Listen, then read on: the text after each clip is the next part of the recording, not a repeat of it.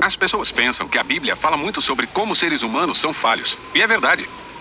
Também é verdade que o vocabulário da Bíblia soa estranho para nós hoje, com palavras como pecado, iniquidade e transgressão. Por isso, a perspectiva da Bíblia sobre a condição humana é ignorada ou tratada como antiga e atrasada. O que é triste, porque através dessas palavras, os autores bíblicos oferecem um diagnóstico profundo da natureza humana. Iniquidade fala de comportamento desonesto e pecado se refere a fracasso moral. E transgressão é uma palavra fascinante que com certeza você não usa em suas conversas. Vamos focar nela por alguns minutos. No Antigo Testamento hebraico, o substantivo é pesha e o verbo é pachá. No Novo Testamento, a palavra grega é paraptoma. Elas são traduzidas como transgressão, às vezes como rebelião e em traduções antigas como ofensa. Elas falam sobre formas como pessoas violam a confiança de outros. Pesha descreve traição no relacionamento. E como há muitos tipos de relacionamentos, muitos comportamentos podem ser pesha. Por exemplo, se duas nações têm um relacionamento, chamamos de tratado. E pachá descreve a quebra desse acordo. Como lemos no livro bíblico de 2 Reis, após a morte do rei Acabe, Moabe fez pachá com Israel. Essa frase é traduzida como Moabe se rebelou contra Israel. Mas no hebraico bíblico, você não se pachá contra alguém, você se pachá com alguém. Ou seja, você quebra a confiança com aquela pessoa. Temos o mesmo numa lei do Antigo Testamento sobre furto.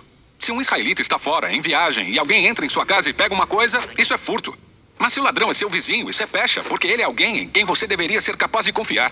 Tem ainda a história sobre Jacó fugindo de seu tio Labão. Labão acusa Jacó de roubar estátuas de ídolos. Ele procura entre as coisas de Jacó e não encontra nada. Então Jacó diz, qual é a minha pecha? Ou como violei sua confiança? A ironia é que as estátuas foram roubadas, e pela filha de Labão, que é esposa de Jacó. Pense na quebra de confiança. Então pecha envolve uma pessoa ou grupo violando um relacionamento de confiança. E essa é uma palavra comum na Bíblia, pois trata da história de uma longa relação corrompida entre Deus e os israelitas. No Monte Sinai, eles concordaram que adorariam só o seu Deus e cuidariam dos pobres, mas não fizeram. Então Deus trouxe profetas para confrontá-los, como Miqueias que disse, eu estou cheio de poder com o Espírito do Senhor, e com justiça e coragem para declarar a Jacó a sua pecha. Ou ainda Amós, ele acusou os israelitas de pecha, por idolatria e por vender os pobres por um par de sandálias. Ele ainda acusou outras nações, como Tiro, que lucrou por capturar cidades inteiras e depois vendê-las como escravos. Ou mesmo os amonitas, que assassinaram inocentes para ampliar fronteiras. Para Amós, todos esses atos são pecha. Eles violam a confiança universal que existe entre os seres humanos que são feitos à imagem de Deus. Ele viu esses líderes ignorarem ou justificarem maus tratos em nome da segurança nacional ou de uma economia mais forte. Para Amós, isso foi traição à humanidade.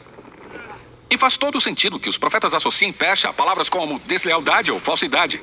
No Novo Testamento grego, o apóstolo Paulo pinta o retrato dos seres humanos como violadores de confiança e usa a palavra paraptoma. Ele lembra a história de Gênesis sobre Adão, que significa humanidade em hebraico. Na história, a humanidade quebra a confiança com Deus e rouba a autoridade para determinar o bem e o mal como quiser. Paulo chama isso de o paraptoma de Adão, a violação da confiança da humanidade em relação a Deus e ao próximo.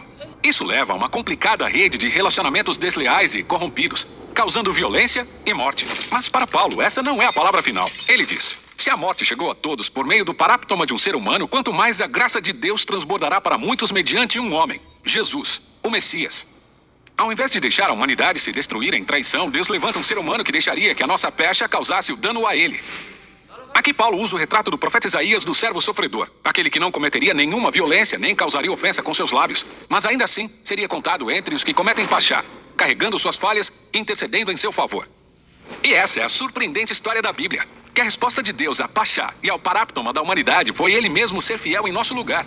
Os apóstolos afirmam que Deus em Jesus assumiu responsabilidade pela nossa traição, para que pudesse abrir um novo futuro e uma nova forma de ser humano, o caminho da fidelidade, integridade e confiança. Esse é o tipo de ser humano que Jesus era e é. E esse é o tipo de seres humanos que ele quer criar, na medida que ele conduz fielmente nosso mundo rumo à nova criação. E essa é a fascinante história por trás das palavras bíblicas para transgressão.